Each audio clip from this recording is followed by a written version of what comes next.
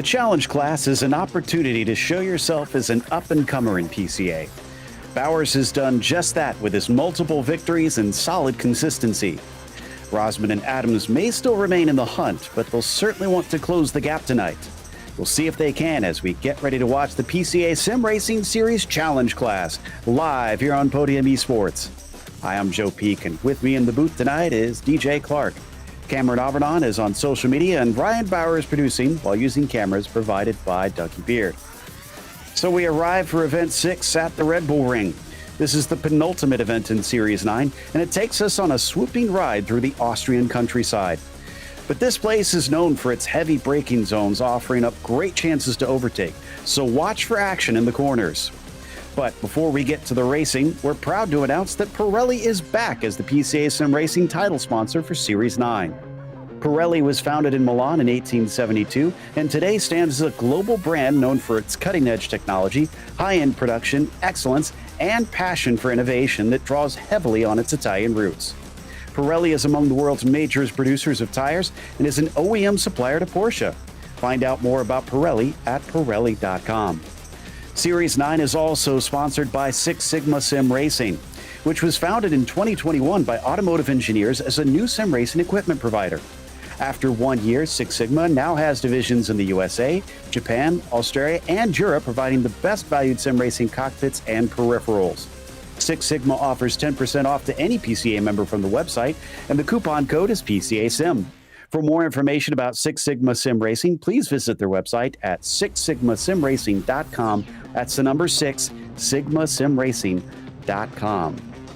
Well, if you haven't been familiarized with the Red Bull Ring yet, now's your best chance. DJ, why don't you talk us through a little bit about this course?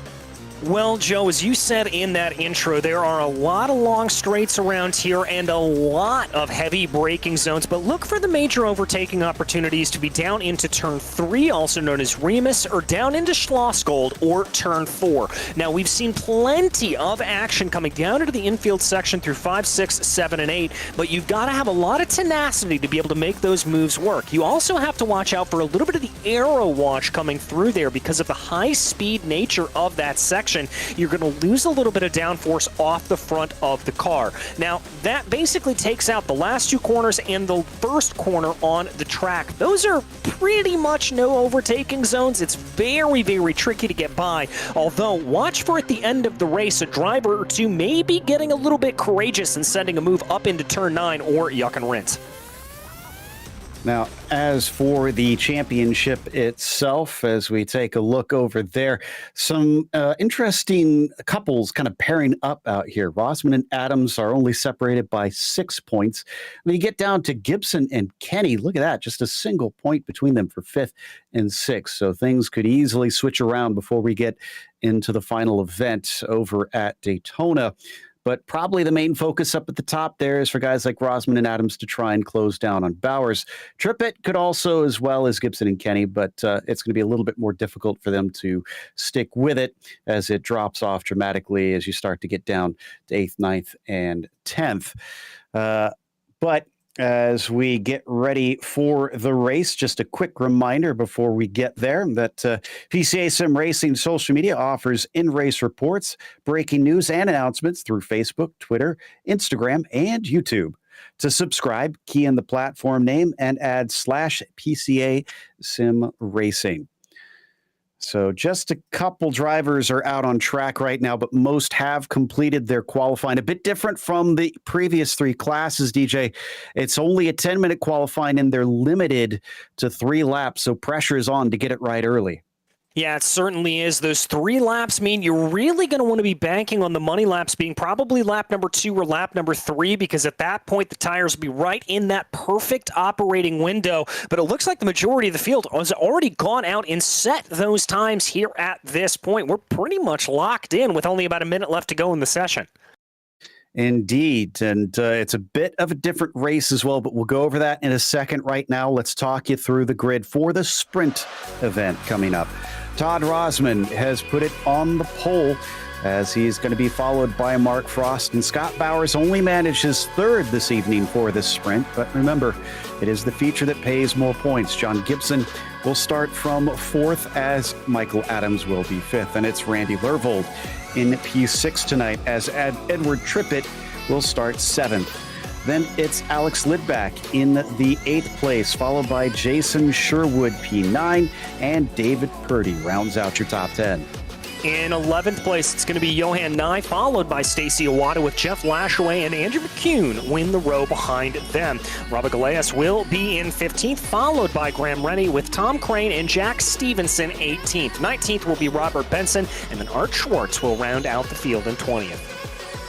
Now, as I mentioned, this is slightly different from the others. It's a 15-minute heat race, a sprint race, and then it will switch over to the feature after that. And the grid results for the feature will be based on your finishing results for the sprint. So pressure is on to do well in multiple scenarios here, and you're going to be at a disadvantage if you start things off poorly. However, that's not always a death knell. We've seen some great climbs in the feature itself. We also have to remember, with this being sort of the beginner class, DJ, it's very tricky to get through that first corner. And even last night in the sport, it got a little bit congested.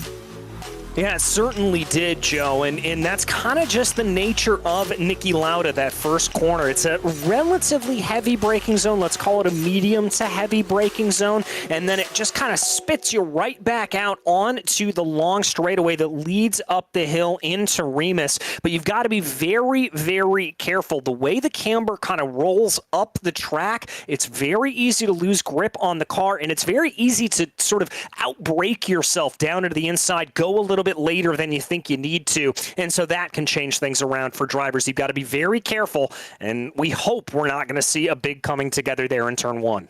Yeah, it's been good so far. We've been pleasantly surprised at how clean the first laps have usually gone in all three of the classes we've witnessed so far.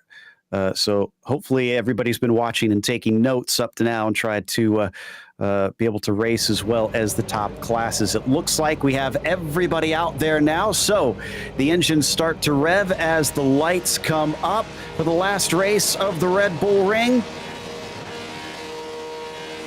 Bit of a hold for these guys, and there is the green flag. Rosman doesn't get the greatest of starts, but Frost is going to try and take away the apex up into Lauda.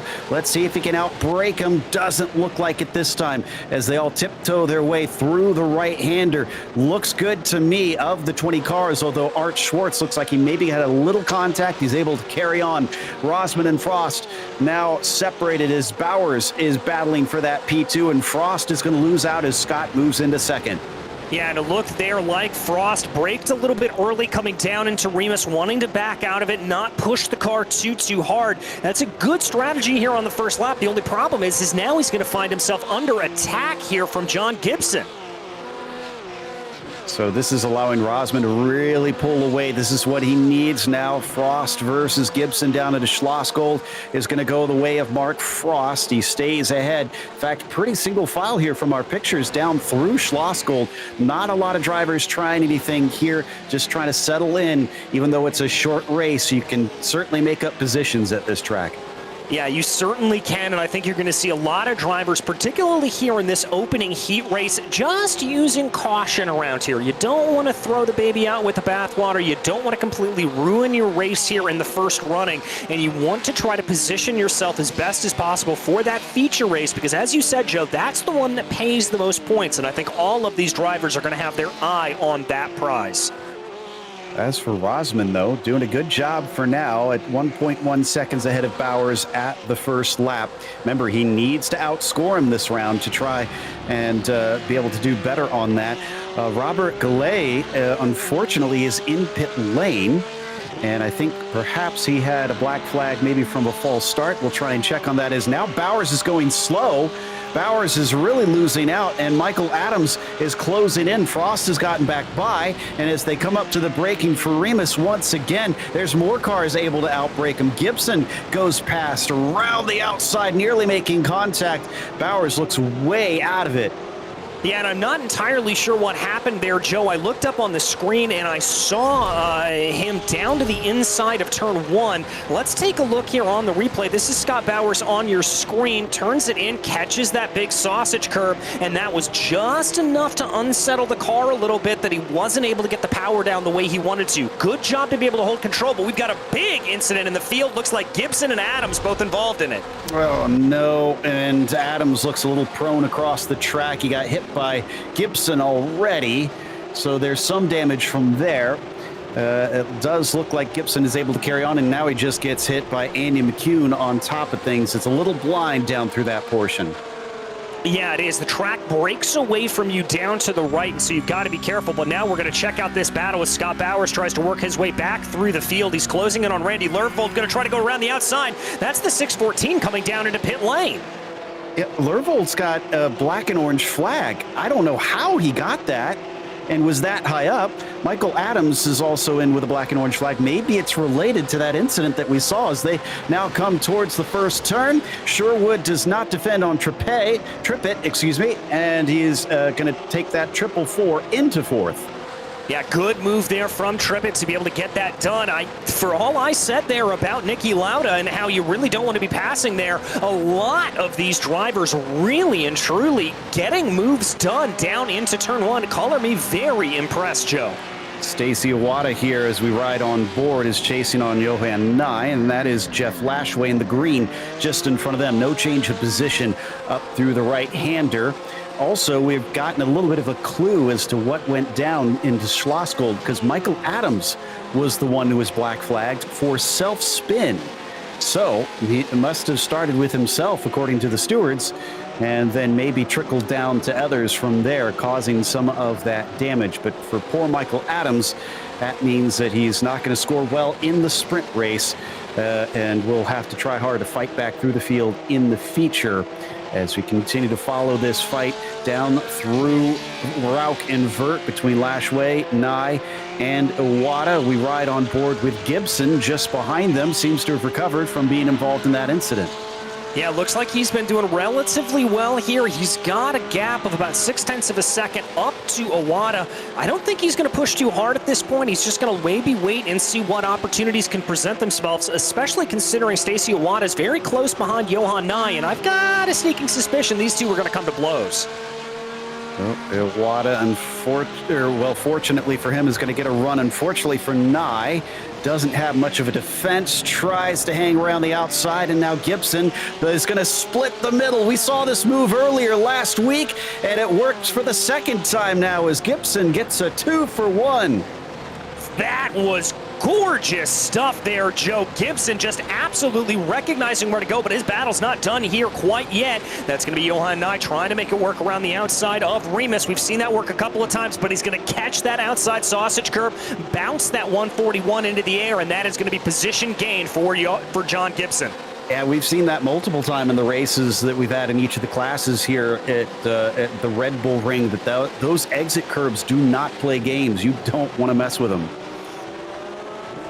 No, you certainly don't, and we already saw what can happen on the interior curbing coming through turn 1 as we jump back to check out a replay here. This is John Gibson in that wonderful splitting the difference move. Let's take another look at this. He sees the opportunity on the exit there of Nicky Lauda, puts the loud pedal down, almost coming to blows there with the number 10 of Stacy Iwata, but he just powers on through. Yeah, cleared him just in time and is going to get the position. So fantastic stuff to move up into ninth, finishing the job in Remus, and has actually pulled away quite well from Nye in the meantime. As you can see on the screen now, it's about 1.5 seconds difference. So Gibson probably slightly out of position and trying to recapture some of those spots. Rosman, our leader, though, who started from the pole, has been kind of skipping away from everybody. It's up to 4 seconds ahead of Mark Frost.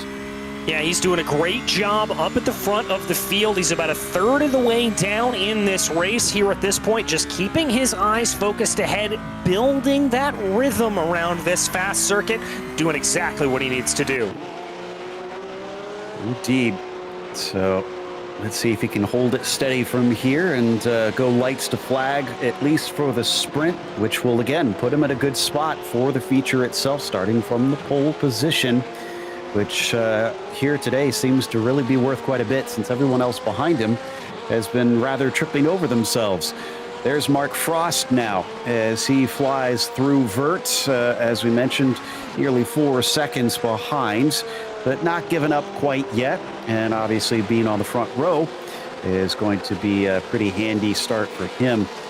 He sits 7th in the points, was unfortunately not as great last time out at Road America, and also had a poor round at Canadian Tire Motorsports Park. Tom Crane back in 12th spot. One of our hard chargers up 5 spots, but Benson behind him is up 6. However, he's currently dealing with a lapped car that's right up his tailpipe. That's Michael Adams that's trying to make up for lost time.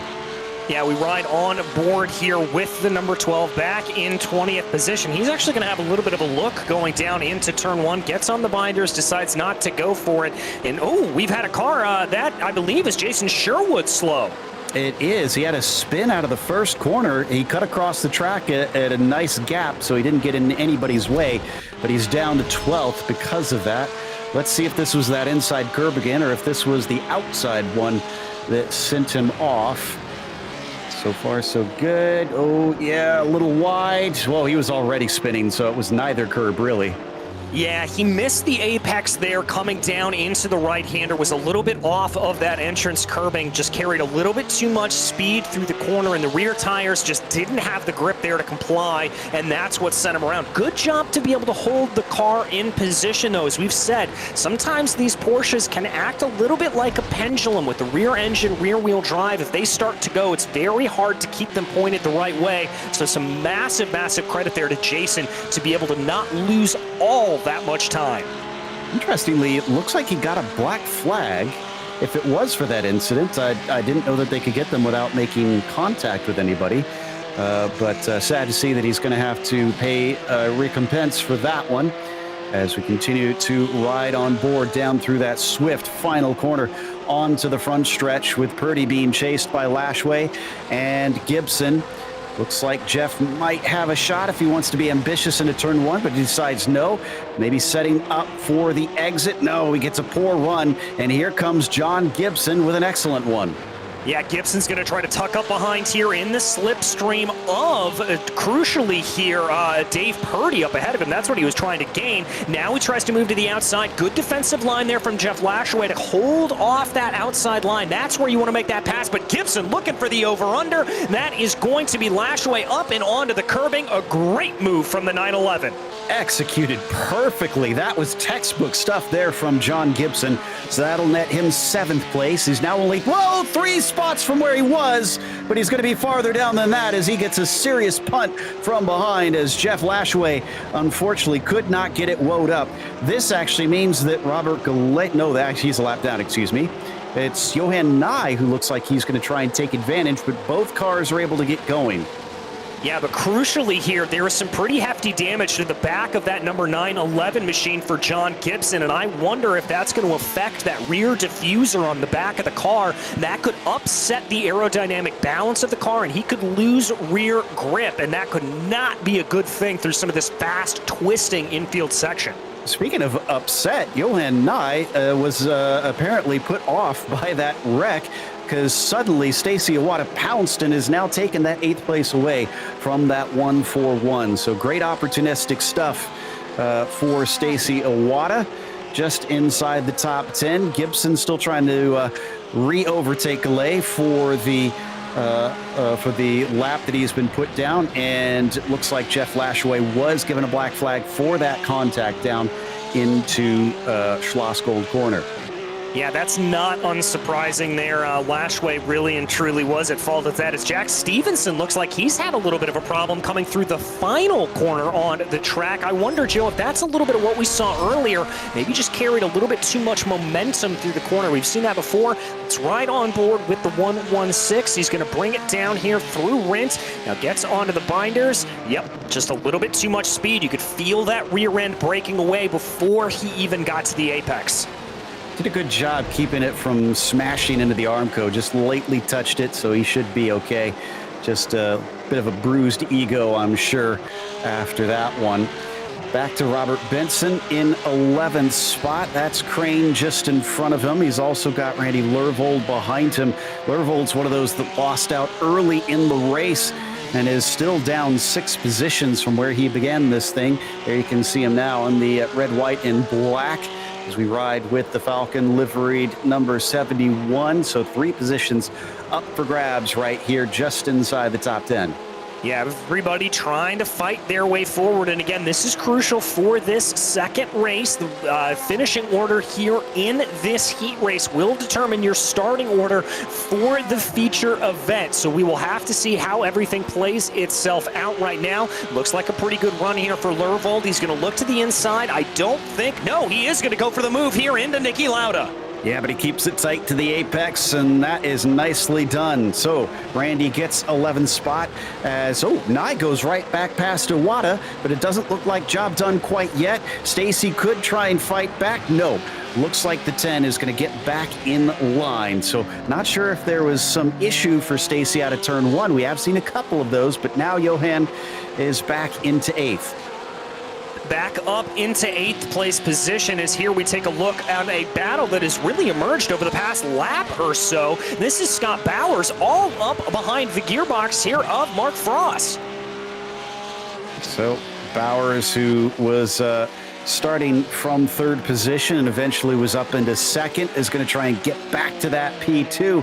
But he's only got 1 lap to overtake Mark Frost. It's a good run out of the final corner, coming up to Lauda. It's not showing his nose quite yet. Looks like he's content to stay behind. Oh, he runs into the back of him. Doesn't look like it caused Frost to spin around, thankfully. Wonder if the stewards will let that one slide. Maybe they will. We will have to see here. But as they continue to push up the hill, the biggest thing for Bowers right now is that cost him a couple of tenths of a second of time. He was right up behind the rear wing there of Frost. Now he finds himself about 5 tenths of a second, call it 4 tenths of a second, as they exit out of Remus. I don't think that's going to be close enough to get that move done down into the corner. And he's got to get it done quick here, Joe, because I think we're on the final lap. We are indeed, and yeah, this is really the last good overtaking spot here into Schlossgold. He breaks earlier this time, not wanting to get into the back of him twice in 1 lap and push his luck, but he's still glued to that rear bumper, and if there's a mistake from Mark, he could try and snatch it up with a simple off track out of the number 4 machine. Meanwhile, Todd Rosman has looked unflappable, trying to recover, trying to keep himself in it by the time they reach Daytona in 2 weeks. As he approaches through Rents, this isn't completely job done quite yet, but a win in the sprint race is on the cards for the number 17 here for the first of our 2 races tonight in the challenge class. And that's got to feel good there for Rosman. He is going to put himself in good position. Behind him, Mark Frost, able to hold off the rebuffs of Scott Bowers. That'll round out your podium here in this heat race. Trippett and Lidback behind him, up 3 positions each. Not too shabby there, and Purdy looks like he's going to get 4 himself. Hard charger still going to be Robert Benson, unless, Iwata looks like he's going to try and maybe take a few here at the very end. That is Johan Nye just in front, but it's too little too late, and he's going to finish across the line in 8th instead. Benson up 7 spots here from 19th. Nicely done to the 71. And it looks like we'll have 18 cars finish on the lead lap as Sherwood behind Lashway going to round out 15th and 16th there. Well, that was a fascinating look at how the dynamic is for the challenge class on this one. And there you see Rosman takes the victory as Mark Frost wound up 2nd and Scott Bowers was 3rd. After that, Edward Trippett, P4, was followed by Lidback in the 5th position, David Purdy, P6, and John Gibson, 7th. Johan Nye finished 8th, up 4 spots as Stacy Iwata was up 3 into 9th, and Lervold rounds out your top 10. In 11th place, it was Tom Crane, followed by Robert Benson and Art Schwartz. Jeff Lashaway in 14th spot. Then it was Jason Sherwood and Andy McCune, followed by Jack Stevenson and Graham Rennie. And Robert Galeas there, a 1 lap down. Michael Adams, 2 laps down. All right, then. 15 minutes for the last one. Next one's going to be 40 minutes with a pit stop included. So what do you take from that one if you're one of the drivers, DJ? What's the big lesson to be learned? Well, the big lesson to be learned here is you've got to be careful carrying too much momentum through these corners. It's very, very easy to overcommit. We saw this into turn 1. We saw this down into the final corner. You've got to know your braking zone and not push those rear tires to their grip limits. Be very, very careful. It's better to brake a little bit earlier than to brake late and find yourself spinning around. So that is item number 1 that I'm going to be watching out for. Item number 2 is just watch out for those big sausage curbs. We saw them catch a lot of drivers out. Keep it within the track limits. Remember, we do have an increased incident limit here in the class tonight, but at the same time, we saw how many drivers last night, Joe, running afoul of the incident limits, and so you've got to be very, very careful, not only to avoid spins as a result of those sausage curbs, but also to avoid any off tracks that could potentially give you a black flag. Yeah, last night in sport, we had it last Wednesday in club and even Thursday in pro. Major players in all 3 of those classes experienced black flag drive-throughs for incident limits and lost multiple positions because of it. So, yeah, that's been a significant part of racing here over these 2 weeks. It's the unfortunate reality when you have a lot of paved runoff that iRacing automatically detects those track limits, so you really can't try and fudge it. You got to stay within the boundaries and respect what has been set by the Sims rulers. So in these final 2.5 minutes, let's see if anybody is going to try and figure out a little bit more where those limits are, since they don't matter as much during the warm-up. No penalties for that. Just all about trying to figure out how fast you can take things. But also, I want to give a bit of credit to Todd Rosman. You know, I was playing it up in the intro how he really needed to strike back, and we have to remember there's points for qualifying as well as that sprint race. So he's outscored Bowers in both qualifying and the sprint race. Yeah, and that's exactly what Rosman needs to do here at this point. Now, the only trick for him is he's got to be able to repeat that over a longer race distance. When you add in those more laps, those more minutes on the clock, Joe, it just invites a little bit more room for mistake. Not merely because there's more time on the clock, but because you're going to be worn down a little bit more, both mentally and physically. Remember, these drivers are driving a lot with direct drive steering wheels. There's a lot of force coming into them, and they can take a toll on you. So you've got to be a little bit careful. You don't want to push yourself too hard, and that's why I think you're seeing a lot of drivers right now, especially the drivers that were up at the top of the standings, not out on the track right now. They feel confident. They want a little bit of a breather to just get themselves reset. And then, unfortunately, you look at the results of Michael Adams, who was not able to outscore Bowers in either of those situations. In fact, he finished dead last there in 20th, which means he's going to start from 20th. That's just going to make it extremely difficult to do so. Now, again, I don't believe that's going to take him mathematically out of the hunt necessarily. In fact, I'll have to double check. Yeah, no, he's got a huge amount in his pocket. 318 points. That's the one good thing for Mike Adams, is up to this race, up to this event, he's actually been very, very consistent, just not necessarily as quick as someone like Scott Bowers on a good day, or Todd Rosman for that matter. But it's just unfortunate. It seems like some of that consistency is maybe falling apart here today. So hopefully he can try and recover from that and get back into it and get up the order to salvage something from this evening. Regardless, tonight he is coming away with at least 318 points at minimum. So yeah, I don't think he can be eliminated mathematically from the championship because of that this round, which is at least some comfort for Adams, if not something that takes away the embarrassment of a poor result here at the start. So We now grid up for the feature. And here you can see, same order as before with Rosman on pole, Mark Frost in second, and Bowers third, with Gibson in with Trippett in fourth, Lidback in fifth, and David Purdy in sixth. Gibson is down in P7, Johan Nye in eighth, and Stacey Iwata ninth, Lervold 10th, and the rest of the field cycling through as it looks like they are already gridded up and good to go here for the feature race. Green flag is out. Somebody in the background was creeping forward. I wonder if we might see a black flag for that. And yes, Johan Nye already with a black flag for jumping the start, unfortunately, is into the first corner.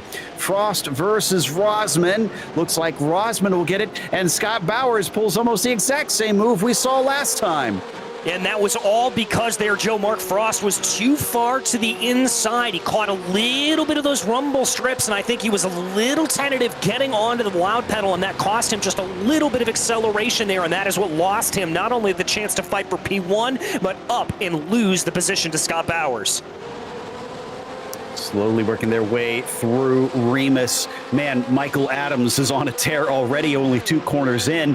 He's up to 16th. As it stands. Remember, he started in 20th, so he's taken 4 spots as we watch Rosman, Bowers, Frost, Trippett, Gibson, our top 5, slice around Schlossgold and down to Rauch. And here they come down into the corner. Now, this is crucial for Bowers. He's got to try to keep close behind here in this infield section. This is the area of the track where Rosman is most likely to be able to slip away because of that aero wash that we talked about. It does look like, though, that Bowers is able to keep everything nice and tight. He's going to keep that gap under 0.5 of a second. Job done on lap 1. Yep, as long as he is within range, that'll make it a little bit easier. Last time out, he seemed to lose distance pretty quickly with the fighting and the problems, the mistakes that he had made. So as he comes across the line, last time it was 1.1 seconds, this time 0.3 of a second. Whoa, and Nye has tried to serve his penalty. It looks like it's caused a bit of a problem. Graham Rennie is around, and I thought I saw another car have to go off. I think maybe he tried to come into pit lane and botched it a little bit. Well, it's a tricky pit lane entrance here, and it's very easy to pick up an unsafe pit entry as you try to dive into the corner, so I'm not sure if that's what happened there. Little bit of a look for Scott Bowers up at the front of the field, but he's going to keep everything nice and tidy, just tuck in behind Rosman. And Joe, this is the first chance we get to talk about it because we have pit stops here in this feature race. Maybe a situation where Bowers is doing a little bit of fuel saving, and he's content to ride behind the number 17. Yeah, that's a good point. He could be just lifting and coasting in that slipstream there. They are starting to pull away from Frost a hair. It's up to 1 second now behind them. I can confirm I was able to look back at Nye's pit entry. He spun it on his own from what I could tell. So didn't chop across anybody, just unfortunately took a little hot trying to stay tied to the inside. Stacey Iwata starting from the 9th position is already up to 8th, but still surrounded by other rivals. That's Purdy behind him, Lervold just in front that we're watching, and Lidback barely in front of them. Great run coming out of Vert. Iwata, if he's brave, could try it into Rent, but he decides not to this early in the race. And I think we've had some sort of issue farther back in the field. Adams, McCune, and Rennie, I believe, may have all gotten into each other. I saw them picking up off tracks, but we've got to keep our eyes open here because guess what? John Gibson going for another 2-for-1 here. Yeah, Trippett and Frost just traded positions out of the final corner, and now Gibson, well, he's not going to get that same move done this time, but he is going to at least still be close to Mark Frost, who is down 2 from where he started. Just seems like the beginnings of this race don't usually seem to go his way. Sad if Michael Adams got caught up in another incident after he was already caught up in the one earlier in the sprint. Gibson around. Oh, no. Just out of Remus, it looks like, trying to wait for an opening in the track. He finds some space, thankfully, and is able to get going, but the damage has been done. Yeah, it certainly has. And Joe, let's take a look at this here. I'm not entirely sure if this is an issue of curbing or if this is an issue of too much speed. Comes in there. That's the curbs. Just caught that outside sausage curb and spun him right around. That's a driver pushing a little bit too hard on corner exit. One of my peers, Chris Scala, would call that a curb stomp. Obviously, it's very undesirable to try and clip them too hard. And there's a good example of just what it can do to you. Meanwhile, back to Rosman. Now Bowers is on the charge. He's not just hovering behind him. He looks like he's applying a little bit of pressure. Yeah, he is. And as we watch Rosman's on board there, you could see him glance behind, that little look up to the right. That tells me that he knows full well that Bowers is closing in behind him, and he's a little bit worried about it. He's not looking at the road in front of him. He's looking in his rearview mirrors here, and that's exactly what Bowers wants him to be doing. Rosman paying a lot of homage to his background there, the EMS on his car. You see he's got the stethoscope there hanging on his wall. But can he keep his heart rate under control in this situation with Bowers just watching him and hounding him at every corner, less than half a second behind? And he's got to do so through the pit stops as well. He's got to have a clean strategy on top of things. So it's not just the pace and being clean out there that he's got to worry about, but he's got to get everything right, or else Bowers is surely going to pounce on this. Yes, he is. And I've got bad news for the fans of David Purdy. Purdy has had a spin coming down through Schlossgold. No contact there. Just looked like another incident of carrying a little bit too much speed down into the corner and that rear end breaking away. Going to take a look at the replay here. Did anybody else get involved? Because the black flags do seem to be coming pretty consistently out here. If you screw up, car just rear really let go quickly, and everybody was super heads up, just tiptoeing their way past. Speaking of spins, though, Jeff Lashway had one. He was the one that got hit by Adams, and he was given a black flag for that incident. Yeah, so the stewards earning their money's worth tonight, it has to be said, as we keep our eyes there on the 0-1-0 of David Purdy jumping back up in the field. Bowers has lost a little bit of time to Rosman. Rosman set his personal best last time out with a time of 1:31.65. Bowers only able to do a 1:32 flat, so losing about 0.4 of a second, 3.5 of a second there to him. They do have another added wrinkle into all of this, though. There's going to be some lap traffic right up ahead of them. That's Johan Nye. That mysterious black magic of racecraft that not everybody learns is overtaking lapped back markers. We'll see if Rosman has the skills to try and minimize any damage this could potentially do. And what about Johan Nye? How cooperative will he be to try and let them by? He's not obligated to just leap out of the way. He is going to go off to the outside of Verts, and it's going to be a little awkward, but looks like it affects them evenly. Yeah, I think both of them got pushed out a little bit wide on that, and Bowers able to keep that gap under 0.4 of a second. So that's going to be good news for the both of them, and specifically knowing that the next lap car they're going to have to deal with is Jack Stevenson, who's 20 seconds up the road. We're only 8 minutes into this race. There's not a lot of time that's gone by, but a lot of action has happened out here already. And it looks like we're not done with it based on the closeness of these two for now. They've distanced themselves from Trippett by about 4 seconds. In fact, yeah, there he is barely in the background. So you can just about see him. They could probably just see a speck in their mirrors at this stage. Good news if you're Bowers, because that means he's free to fight. Yeah, exactly. If you don't have that car behind you that you have to worry about, but you got to worry about that if you are Scott Bowers, taking a little bit too close of an entry there into Remus. Now, we talked about this a little last night. There's almost like a divot there down to the inside of that corner, and if you dip those tires down into it, a little bit of a look here coming into Schlossgold. And he did scare Rosman off the apex as well. Did not chop it all the way down to the inside. Maybe was afraid that Bowers would try and chuck it in there. So he will hold the spot. Rosman is still your leader. We're going to hop onto the roof of Scott now as they come down the hill. A lot of elevation change here in the Austrian mountains.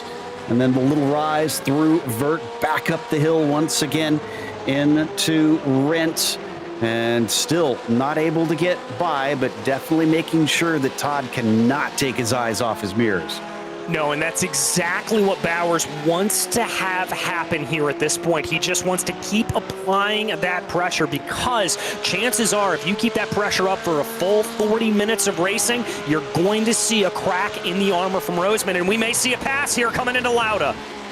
Oh, he thought about it. He did try and stick his nose to the inside, and once again, he got him off the apex. Rosman is now slow off the corner. Bowers has the better momentum, and he has the inside coming up to the braking zone of Remus. He's got to finish the job, and as we've seen, it is hard to get the throttle down on the inside of that corner. Let's see if he can do it. Oh, no, he can track out completely, and there is Scott Bowers, now your new leader. It was a great move, Joe, and I think he actually used the inside curbing there to his advantage, kind of hooked the right tires onto that inside sausage curb and allowed that to rotate the car a little bit more. Really heads-up stuff there from Scott Bowers. But now he's overshooting the corners. Bowers went wide down through Schlossgold. Rosman regains a couple tenths in the process, so the fight is not over as they come down through Rauch. We hop on board with Todd once again. We've seen him leading, but how is he as the chaser?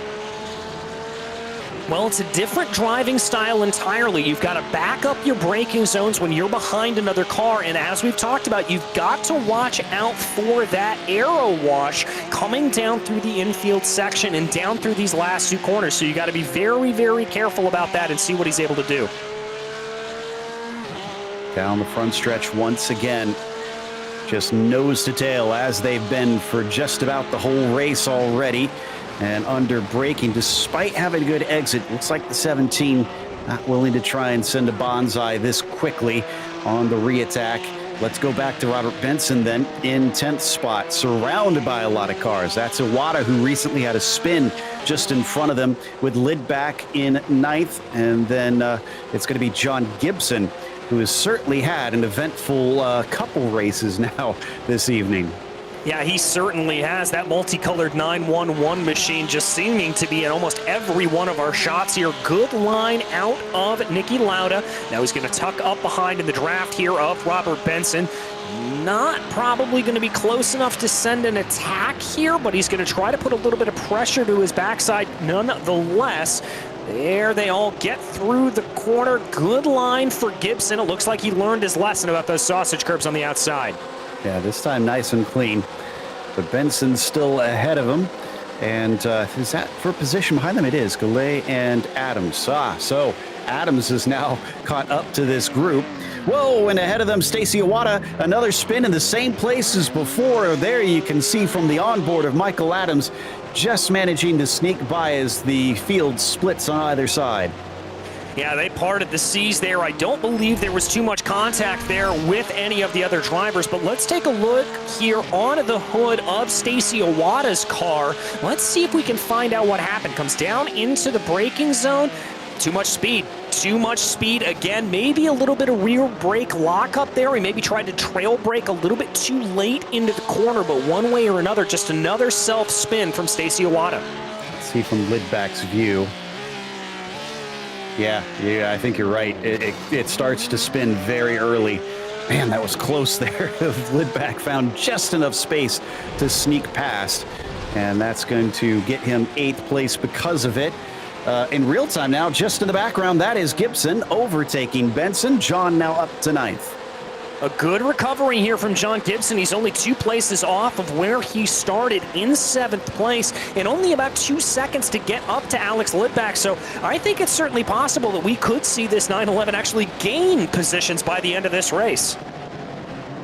Yeah, and Gibson, remember, qualified 4th. So the speed is there, but the 911 has been a little bit mistake prone so far today. We looked from Adams once again, up 8 positions. Had a bit of a rough time making that contact with the spinning car down into this very corner in the sprint race. So far, having a bit of a rough one, overtaking Robert in the 809 just in front of him. Yeah, just not seeming like he's able to get by. He's going to have a little bit of a look there going into Rauch. Try to see, I think that was a little bit less of a full-on overtaking opportunity there from Adams, and just trying to see if he could maybe force Robert off the line, just like he did there down into Verth. And has he got it done is the question, because he's going to be on the outside of Rentz. I think Robert has the desired line on this one. He's holding a little shallow. That could cause an over-under here if Michael is savvy. He does try and do it, but it's too short of a corner of a straight coming to the final corner, and now that's the better one. There we go. There's using your noggin as the 12 has the better run on the front stretch. A little bit of a longer straightaway. He's got the inside. He's still got to complete the pass, though, into Lauda corner, and that looks like job done.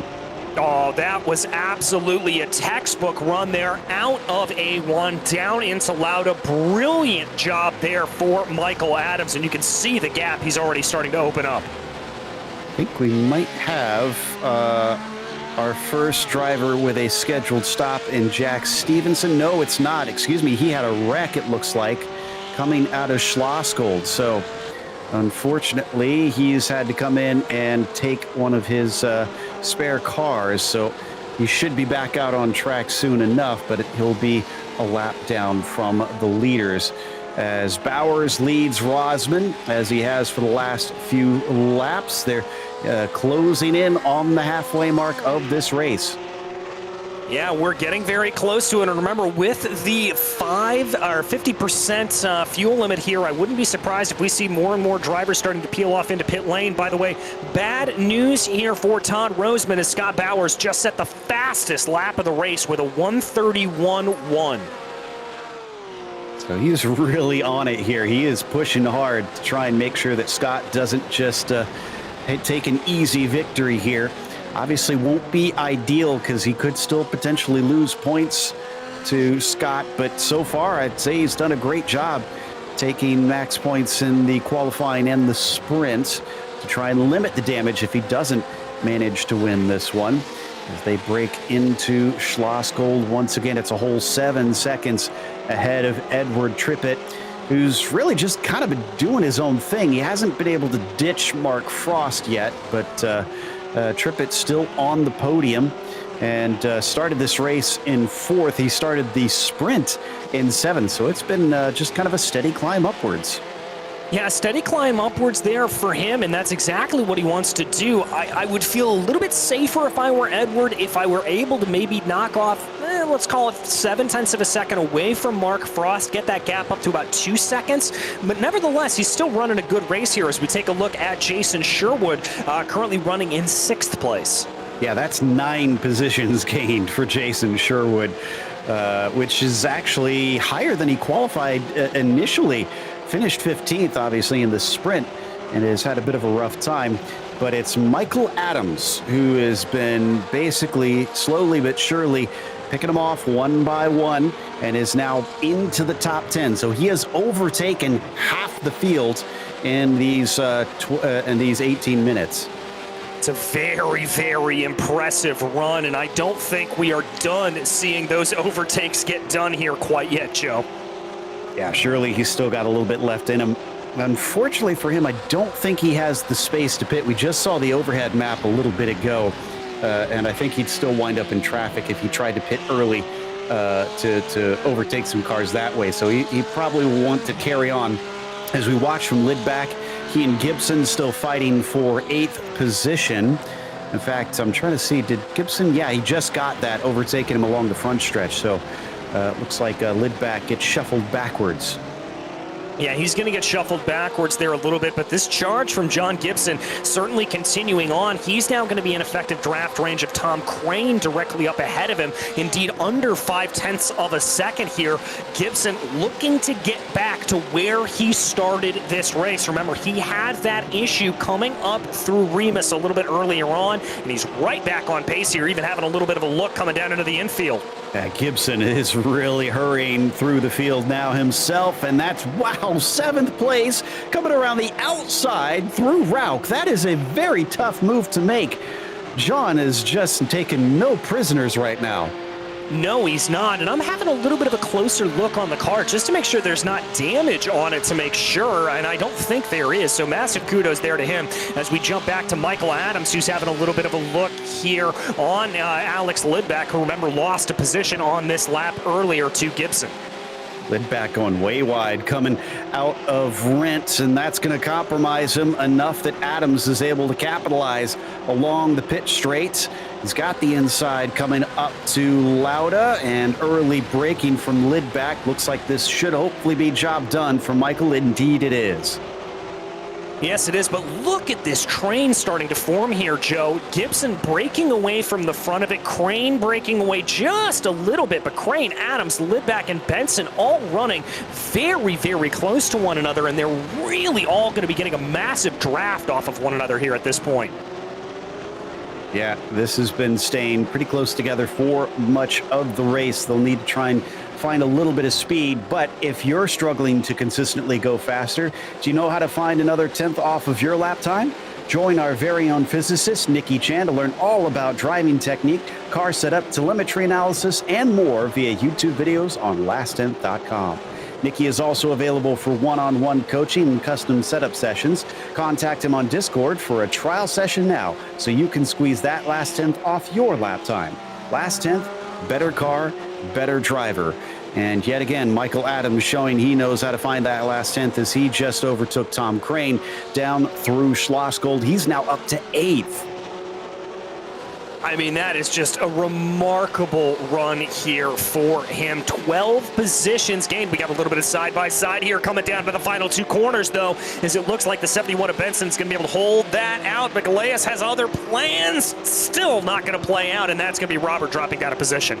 The polka dot machine just could not hold him back. So Robert Benson up to P11. Next on his list will be Lidback, just up the road by about a second and a half. Looks like Lashway here is in the midst of some action. That's Art Schwartz, who's a lap down. No, excuse me, this is for position. That's David Purdy as well. This is all for 14th that we're seeing. Stacy Iwata back there also not having the greatest of runs. Big defensive move on the inside coming into the Lauda for Art Schwartz. Oh, but it's a little too deep for Jeff Lashway, who goes off the course. Doesn't get a slowdown. Looks like he got back on in time, but that will net him an off-track incident point. Stacy Iwata is also going to demote the car of Art Schwartz, maybe. Schwartz fights back a little bit, but Stacy, just covers him off on the exit. And I think there was a little bit of argy-bargy there in between the two. I don't think that Art necessarily thought that he was fully clear at that point, so that is what happened there. We jump back, though. The battle for P3 is officially heated up, Joe. Remember, not too many laps ago, we were talking about how Trippett and Mark Frost were separated by about 1.3 seconds. That gap's now down to 0.6. Yep. This has been a great recovery here from Mark Frost to try and get back into it, get himself onto the podium. Oh, but that's not the best of exits there coming off of Remus, and now he loses a few tenths to Trippett once again. Yes, he does. He's not going to have the best run. We jump a little bit farther back into the field here as the battle of the Roberts right now continues on. Benson and Galeas here trying to see what they are able to do. And I've got to give credit here to the 809 as he has really and truly been able to hold on to the back. Yeah, he's been hanging tough here. He started the first race in 15th and unfortunately had a bit of a poor one.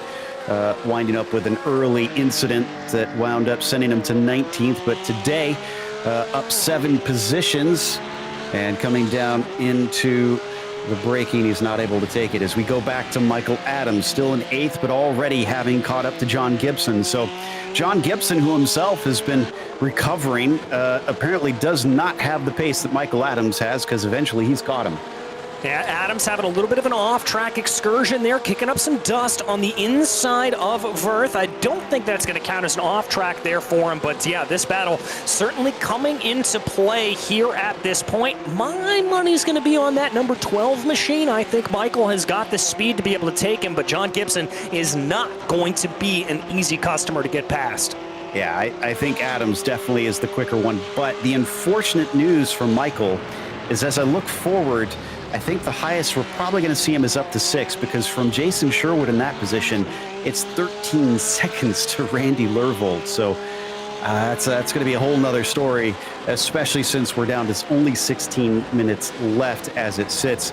And it's 38 seconds up to the leader from Michael Adams. So the overtakes that he's had to do have taken their toll up to this point, and he has not been able to keep pace with the top runners because of it. Meanwhile, This 4-car train of Crane, Lidback, Benson, and Delay is still carrying on in the fight for ninth. Yeah, here they go. These drivers all separated here by about 1.5 seconds, 2 seconds. So this battle still continuing to be pretty fierce here at this point. Not seeing any moves going down into Schlossgold, although it did look like Robert Benson was able to carry a little bit more speed on Alex Lidback. He may be able to start setting himself up for a pass here on a lapse time. Well, he's going to have to start setting that up here soon, just so that he can try and get that done before pit stops, get that track position. Should be getting a few more drivers in. Everybody's been waiting until very late on this one. And a little bit of a motion to the inside from Benson. Is he maybe going to take it in pit lane? No, but it looks like Robert in the 809 is. So the car behind in the black polka dots is going to take his service and be back on track in just a moment. Oh, and Michael Adams has pitted. Yes, he has. So I think he maybe is trying to jump John Gibson here in the pit stop cycle. He's going to be out and done with the very quick pit stop of only 9.7 seconds. Now, Joe, I think with just as little fuel as these drivers have to put in the car, I do not expect tires to be taken. Remember, iRacing has put in the new feature that tires and fuel can be added simultaneously, but tires still will, I think, take a little bit longer than the amount of fuel that needs to be put in. So watch for drivers not to go up on the jacks in this session in particular. Well, and on top of that, it's only a 40-minute race, so don't think they're going to need it unless they've really abused the rubber underneath them up to this point. And Adams with a stop of 9.5 seconds on my timing. That's pretty quick. For comparison, Robert in the 809 had 12 seconds for his. That said, Art Schwartz just did a 10-second stop, so it looks like it could be feasible. We'll keep tabs on what everybody else does. Maybe it's just a little bit quicker. Oh no, John Gibson has just spun into pit lane, and he has hit the inside wall pretty hard. And I think he may also be picking up a unsafe pit entry as a result of this. Just comes out, carries too much speed, and comes across the track. Yeah, Joe, that's going to be an unsafe pit entry. He's going to have to serve a penalty as well. That is going to hurt. And he's down to his pit stall, so let's see how much extra this will add to his pit stop time as he finally reaches his position. The good news is, as I said, they do have a spare car if they need it. So if that caused enough damage, he could take it. I'll keep an eye on his screen of whether or not he actually decided to use it in that situation. In the meantime, out of Remus, the battle now between Crane, Lidback, and Benson, having lost Gibson, is down to 3, but it's up to 7th position since they have not pitted and some of their rivals have. Looks like Lidback a little too far away for anything down into Schlossgold this time. Yeah, not quite able to get it there. A little bit of a good run for the number 71 of Robert Benson, but not enough to make anything happen. By the way, again, Bowers setting another fastest lap of the race up at the front of the field with a 1:37.8. Now that is 2 whole tenths of a second faster than Roseman. The penalty there for John Gibson meant he had to stay stationary for 50 seconds with his pit stop. You are allowed to take service when you have your penalty, but you have to serve the penalty separate from your pit stop. So obviously they held him for quite a bit longer, and he did take his spare car, I can confirm. Yeah, and we've got some more drivers coming down into pit lane here. Looks like Crane, Lidback, and Benson all coming in 1, 2, 3. So definitely getting into the meat of the pit stop cycle here. And with 11 minutes left to go in this race, I would not be surprised if we see the rest of this field coming down within the next 2 laps. Oh, Graham Rennie had almost a carbon copy of Gibson spinning, but did not hit the wall this time, and also did not come into pit lane because of it. So Graham will avoid a penalty by doing that. Nicely done. Very heads-up move on that. It seems counterintuitive, but if you just kind of pipe it into pit lane after that, then of course you're going to get a penalty. But if you keep going, well, you can just say you weren't going into pit lane. Yeah, exactly. As that was a long stop there for Alex Lidback. As I try to look at my screen here, that looked very, very long indeed, about 23 seconds. Not sure if he didn't uncheck tires or what, as our two leaders are in and back out. Bowers with a 10-second stop, Rosman is also 10-second stop, but has not been able to keep pace with the 917, so the distance between them has grown significantly up to here. Yeah, and Rosman's stop was a little bit slower, about 0.6 of a second slower, and that's going to put him off, as now it looks like Trippett and Frost are going to come out nose to tail, though. So that battle carries on, and Trippett really using as much of that exit as he can. You got to be careful that you don't hit that Armco on the exit, because you can look pretty foolish if you just push it that little bit too hard. And looks like Sherwood had a long stop as well, as Michael Adams is going to go by him. So after the pit stop cycle through, Michael Adams is up to 6th. My goodness, up 14 on the day for that number 12 machine. Absolutely perfect. And remember, he took about a 9.7 second stop. Now, that's on the short side of what we've seen, but we've also seen the likes of Robert Benson on a 9.7 second stop. Mark Frost is the one that took a very quick stop at 9.3 seconds. Seen a black flag for Art Schwartz, and he's had that, he's now on the second lap for that. I'm not sure if that wasn't from the stewards, so he must have garnered too many off tracks. He has been in pit lane, but that was for 2.7 seconds a bit ago. So he must have tried to serve the black flag, but was unable to, since it was a drive-through. That's interesting. Okay. That's one of the things of iRacing. If you are issued a drive-through penalty, you cannot take service while you do it. You have got to come down to the pits a separate time to be able to do that. And so that's clearly what came back to bite him here at this point. But we keep our eyes focused right now on that 809, as they work their way around. Now going to ride on board with Tom Crane here as he tries to get his way forward in that 864 machine. Trying to close in here on David Purdy. Purdy down 2 positions, Crane up 2. A little bit of change in fortunes here for these drivers. Well, it's going to be down another position for David Purdy, because he's coming into pit lane. And actually, no, I'm seeing showing he has not stopped. Wow, that was a very long fuel run for the 010. Yeah, it certainly was. I mean, able to get that down, that's 32 minutes on a half tank of fuel in these GT3s. That is a very, very impressive run there on the right foot. Okay, so they'll hand a lot of them back, and Crane gets promoted up into 8th because of that development. This is our leader, Scott Bowers, still plugging away up at the front, now is 7 seconds over Rosman, and looking like he's showing no signs of stopping. No, not at all. His last lap there was a 1:31.25. I will give credit here to Rosman. Rosman's last lap was a 1:31.20, so about 0.05 of a second taken out of that gap by Rosman, but he's going to need a lot more than that if he wants to close down this nearly 8-second gap at the front of the field. That said, Bowers has quite a bit of that traffic. Lashway and Purdy just in front of him. I don't think it's going to slow him down enough, but if something does happen where he tangles with those back markers, obviously those 8 seconds can disappear in a heartbeat. So I wouldn't be shocked if he is very patient with these guys to try and make sure he makes a safe overtake on them. In fact, yeah, he's really not hassling Lashway that hard right now. No, he really isn't at that point, and it looks like he is trying to work his way forward here a little bit, trying to get around what he can, just piecing his way forward, not necessarily being super aggressive with this lap traffic.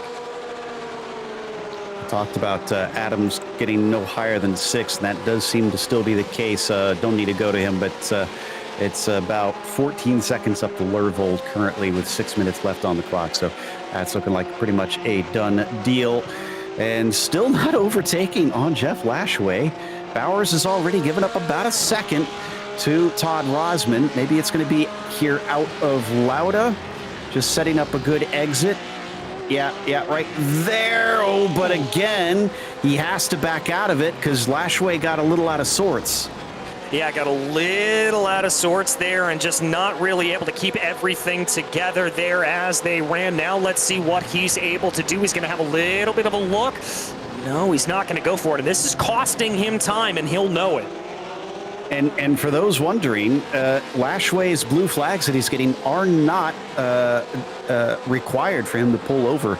They are only for information. As long as he is not making moves to defend and block the inside, this is all up to Bowers to make the overtake. So nothing wrong is being done here.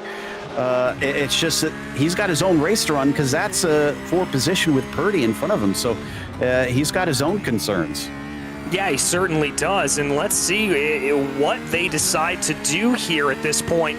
If I were Bowers, I've still got 6 seconds in the bank, 4 minutes to go. Just wait for a little bit of a mistake there. Try not to take a high-risk move, but this is just getting sketchier and sketchier as now it looks like Purdy's going to try to dive to the inside. Purdy got slowed up out of vert, and there goes Lashway. And Bowers manages to sneak through as well. So there's one of them down, but he's still got Jeff to try and put a lap down here. But at least now Jeff doesn't have the excuse of trying to fight with another car, except for the fact that Purdy is still behind them. But he could probably find a nice spot to just allow him by if he really wanted to. Rosman, who can just see up the road, that is not Bowers in front of him. That's Stacy Iwata fighting with Gibson for position as well. Gibson taking 14th away from Stacy. Yeah, taking that away from him here at this point. The gap between Bowers and Rosman down to about 5 seconds here at this point. But now Roseman's got to be the one to work through this traffic. So he's having his own issues. And Iwata taking the racing line. It just kind of drifts you across the track a little bit, not opening the door for Rosman. Yeah, nobody really seems all that fussed about trying to put out the red carpet for the leaders here. They're kind of like, if you're so much faster, do the work. There it goes. All right, there he's able to get on by. Only lost about a second there, but unfortunately with about 3 minutes left to go in this race, I don't think that's going to be enough as Michael Adams is back down into pit lane. Oh, it's the iRacing equivalent of a mechanical failure. His pedals have broken, unfortunately, so you're going to see just him drift off the track, and thankfully this didn't happen somewhere where it could have ruined somebody else's race. And Michael just parked it as soon as he realized what was going on. So good job to Michael for being so considerate, but that's very little compensation to him, who is going to find himself probably be put way behind the 8 ball today.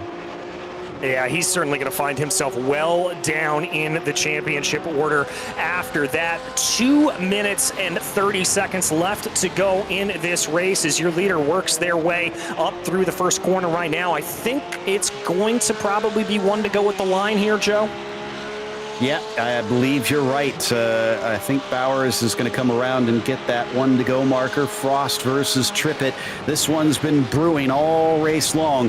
Frost has caught him, but it's one thing to catch, it's another to pass, and this one's to spray the champagne. So certainly Ed is not going to make this easy. No, I don't think he will at all, but let's see if anything is going to come of this. They dive down into the braking zone for Schlossgold here at this point. Oh, that looked a little bit off there from Mark Frost. Yeah, he loses some time. It's up to 9/10 of a second.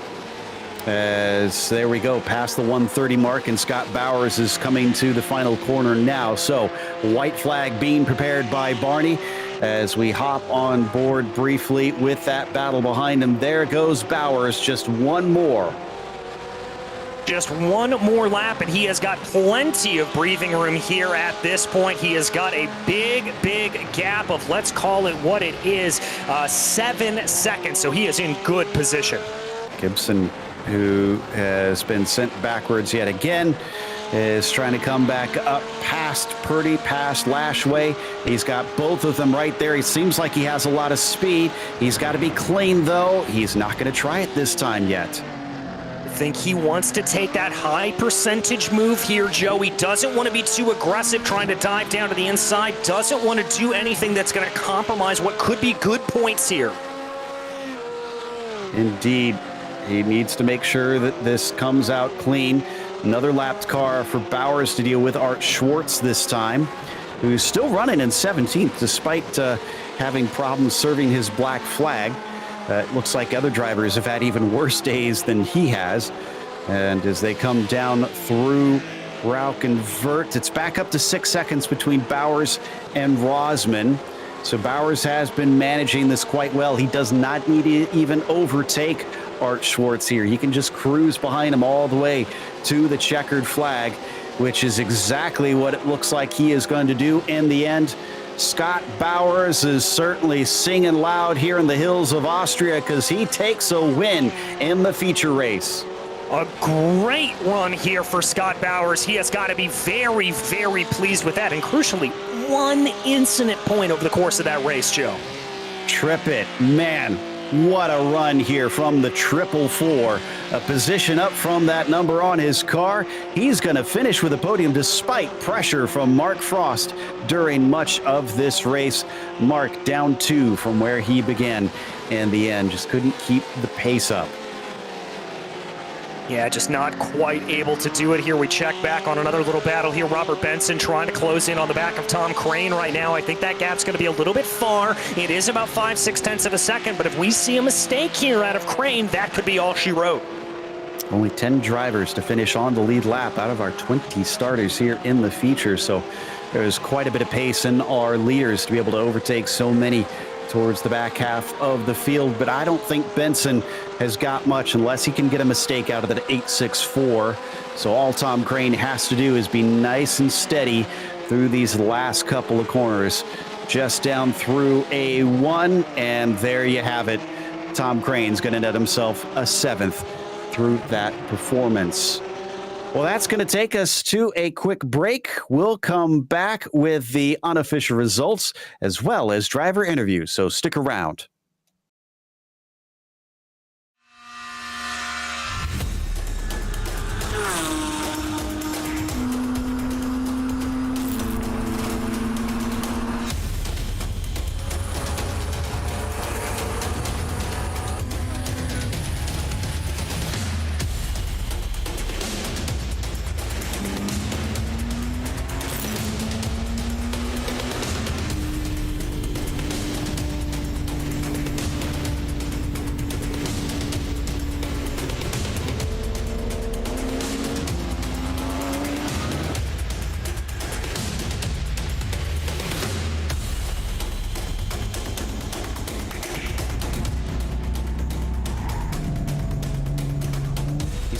A little earlier if that's going to be the case. He's actually got a nose ahead as they come down into the braking zone. He's going to do it the hard way.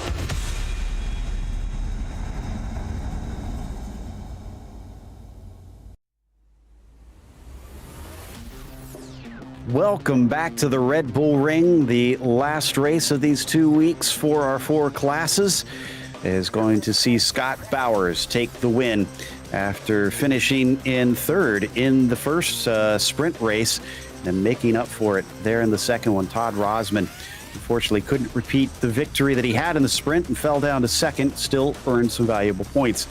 Edward Trippett rounded out your podium with Mark Frost breathing down his neck for much of the race, but Mark had to settle for 4th. Randy Lervold wound up in the 5th position as Jason Sherwood was P6, and then it's Tom Crane in 7th. Robert Benson was 8th. It was Robert Lay in 9th, and Alex Lidback, the last one on the lead lap, to finish 10th.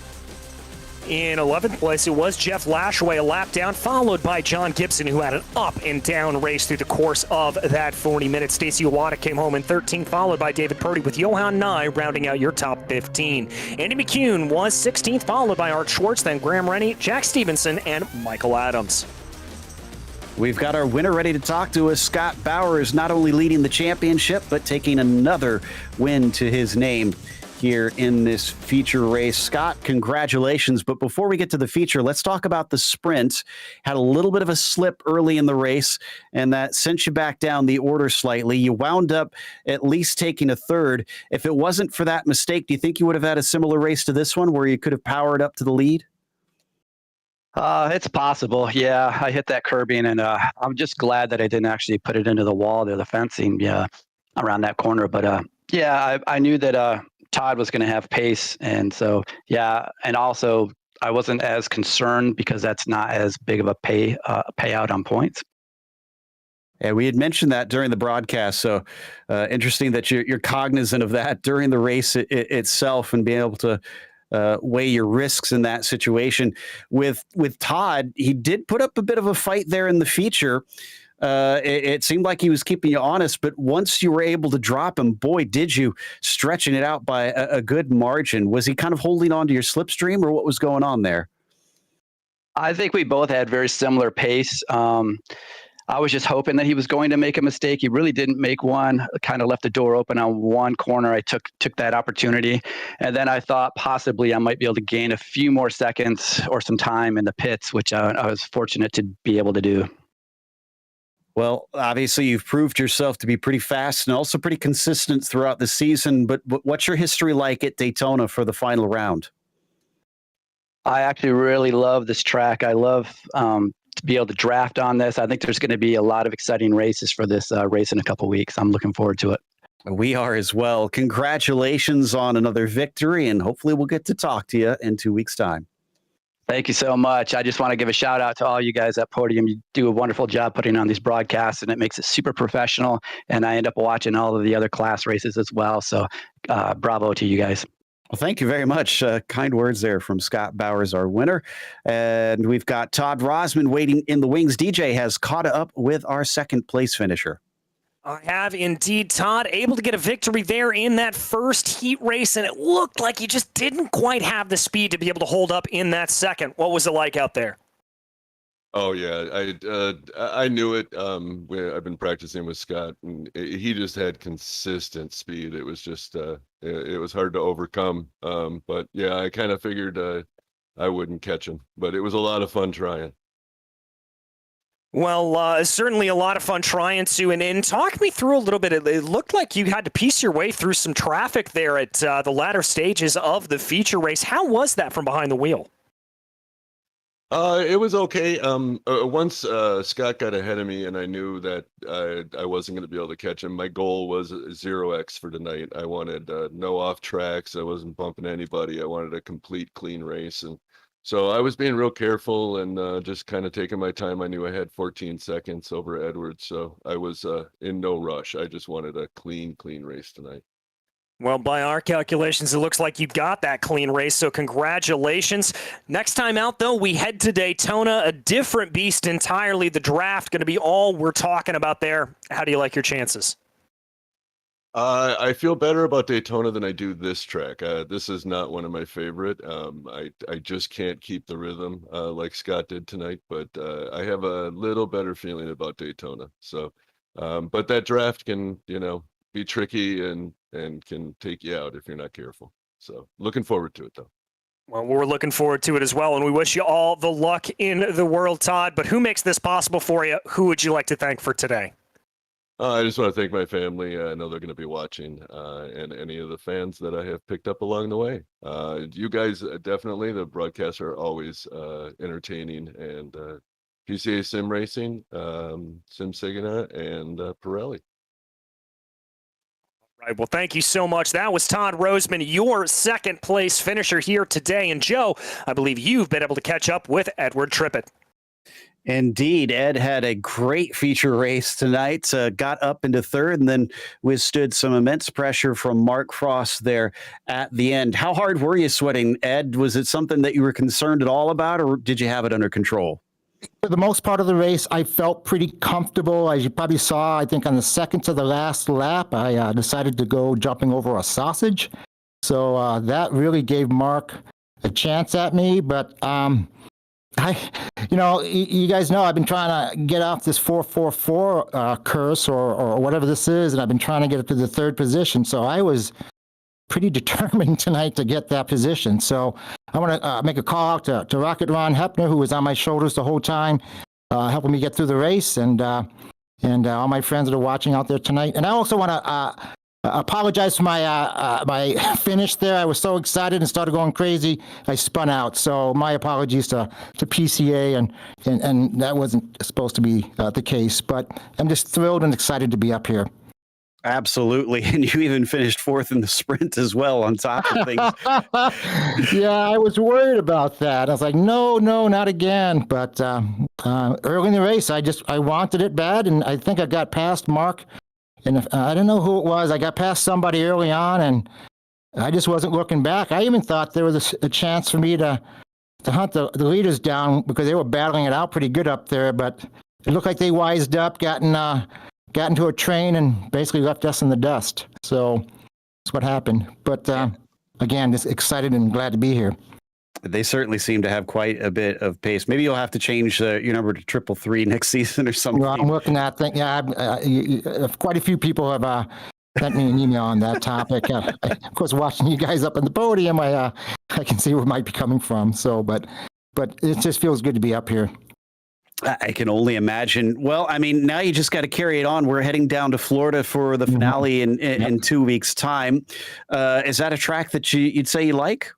Well, all of these tracks have been challenging. I got to give it to the PCA for making every one of these tracks a real technical challenge for us. So this last one with the big draft and everything is going to really change it up. I'm kind of looking forward to it, but I'm just trying to keep my head down, try to make as least mistakes as possible, and cross my fingers for the podium. So looking forward to it, but. I'll just be glad to be. My goal is to finish well and hopefully do well. Maybe in the top 3 in the championship if I can grind it out here at the end. Well, to help your celebrations, your brother Tony says congratulations on the podium. So, well, that's actually my little sister Tony and her husband Danny Hernandez, and I want to call out to Blake and Danielle and Joe and Dale and everybody else is out there watching. And I do want to obviously thank our sponsors, Six Sigma, for sponsoring this, and of course Pirelli and all the great things the PCA does for us to do this. And of course, guys out there on the track, thanks a lot. It's just been a real honor to be out there with them as well. Well, congratulations, Edward. That's Ed Trippett, who took third tonight. Also, apologies to Tony there for that. But a big thank you ourselves to everybody involved with this. Make sure to join us on Wednesday, January 11th, actually at 9:25 p.m. Eastern, for the club class as we head to Daytona next time out. We'd also like to thank PCA Sim Racing's title sponsors for Series 9, which, of course, includes Pirelli and Six Sigma Sim Racing, as well as a huge thank you to LastTenth.com, better car, better driver. A big thanks to the steering committee at the PCA Sim Racing, and a huge thanks to our team tonight, DJ, Ryan, Cameron, and Dougie. Also, none of this is possible without those behind the scenes at Podium, Ryan Bauer, Gary Sexton, and John Theodore. Thank you so much for watching tonight's broadcast of PCA Sim Racing. I'm Joe Peak, and I'll see you on the track.